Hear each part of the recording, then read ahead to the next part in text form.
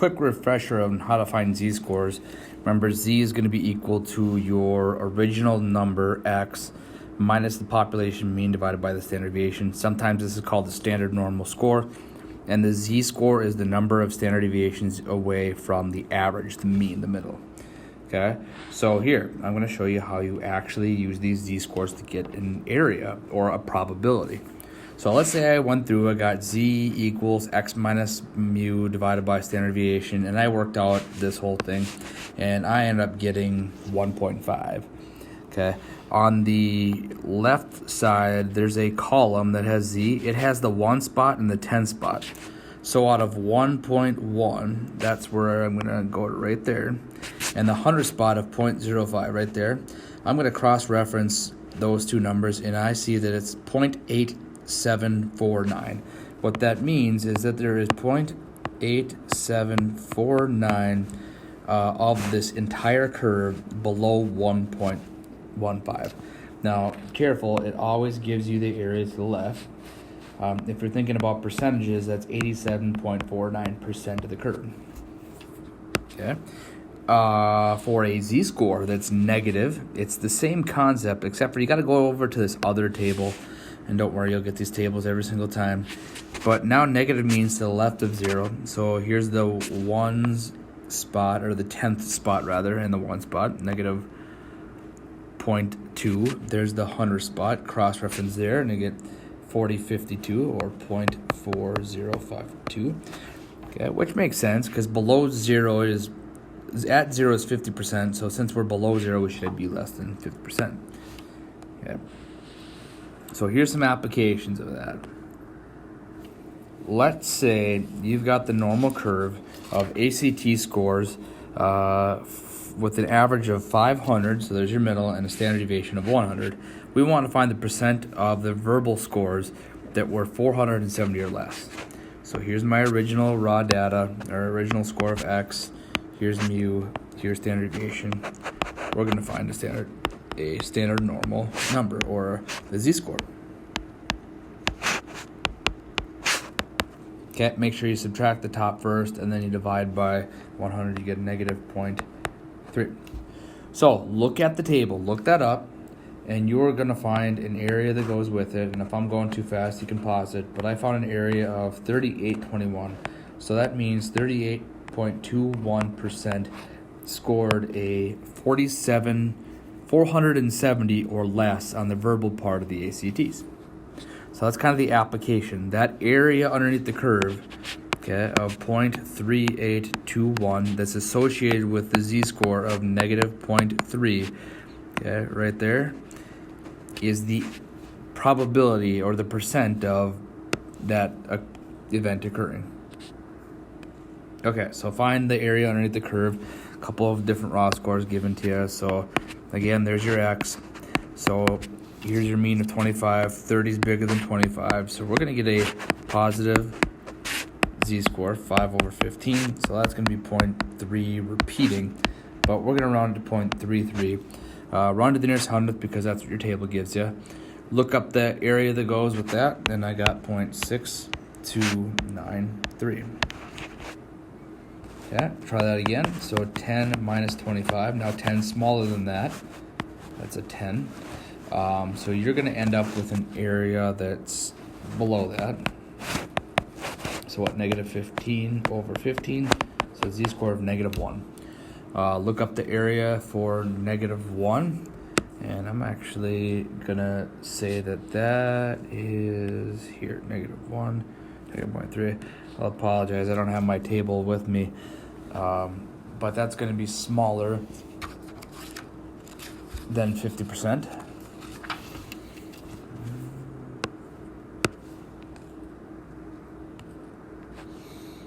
Okay, between 65 and 80. So you're going to have to take, oh, here we go. You can read through it. It's a distribution with the mean of 100 and standard deviation of 20. You're going to have to actually, with these between ones, find two z-scores. Okay, so there's one. There's the other. One z-score, I get, let's see, negative 1.75. Okay, the other z-score, I get -1. Hey, fantastic. It's one I just looked up before. The area that's going to go with -1, if I look at the table, is 0.1587. The area that's associated with -1.75, or if I looked it up in the table, 0.0401. Now, when we have two areas like this, I'm always going to take the bigger area, and if it wants between, the bigger area, subtract the smaller area. So the area in between these two is 0.1186. Okay. Now, the reasoning behind that is that I've got my little rough sketch of my table. Here's -1 and below. Maybe I should go with a different color here. So there's -1, and below would be everything down that way. When I look up -0.175, I get all of that. Okay, I want right there in green. So to get that, I'll take what I got for the pink area, subtract the blue area, and get what's left over there in green. It's kind of a geometric probability problem, if you remember those from geometry, the whole donut hole idea. Less than 45, so less than 45. Here, I'll draw a little sketch again. Ooh, that's a horribly bad curve. But I'll find my z-score.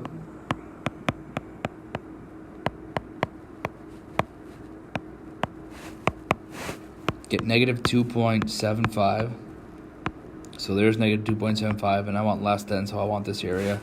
So I look at the table, and I get 0.0030. Now, if you notice that the farther away you get from the middle, the smaller those areas get. Okay, now greater than, this is the first time this is going to happen, but I'm still going to get my z-score. So z is 115 minus 100 divided by the 20. Okay, so 15 over 20, that's 3/4, so 0.75. See, the thing with greater than is I want this as my area, but the table looks up that. Okay, well, the entire curve is going to be 1. Okay, so from here to here is 100%. If I look up the z-score for 0.75 and the area is 0.7734, to get this right here is 1 minus that answer. Okay, so where did I get the 1? Again, because the entire curve is 100%. And where did I get the 7734? Well, that's from my table. So I end up subtracting the 2 to get an area of 0.2266. And the reason why I needed to do that is because I wanted greater than, bigger than that. Okay, less than, I can take it as is. Greater than, I have to go 1 minus. Between, I have to subtract the 2. So here we go, I get between again. I'm going to take those two and get my z-scores. Hey, that's 0 because it's exactly the mean. I'll get my other z-score for 135. Look up the two areas. This one's 0.5. This one's 0.9599.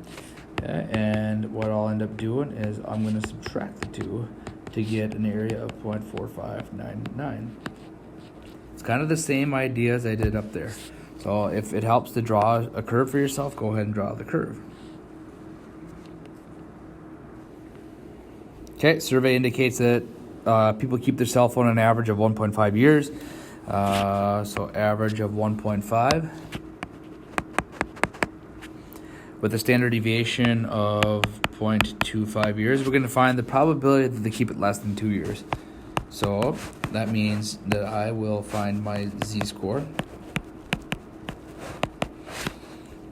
And once I've got that z-score, I am going to look that bad boy up and get the area of 0.9772, or 97.72% of cell phone users keep their phone for less than 2 years. Okay, so more than, I'm going to do the same concept. I'll find a z-score. So it's kind of the same thing again and again. It's just a matter of reading the results.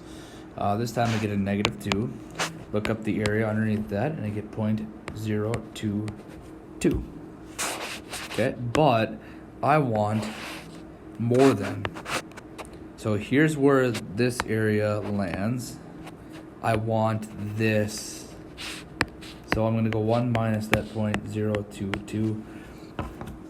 And to keep it more than a year is going to be a lot bigger than just 2%. So 1 minus 0.022. There we go. 0.978 or 97.8%. Okay, so that's good application of the normal curve. Okay, manufacturer makes light bulbs, and we're just going to pump a bunch of these out just so you get the kind of idea. More practice, the better. Here you got your mean of 500, your standard deviation of 100. So between 500 and 670, well, you know what? For 500, I know the z-score is 0. Because whenever I'm spot on the mean, it's going to be 0. 670, though, I need to convert.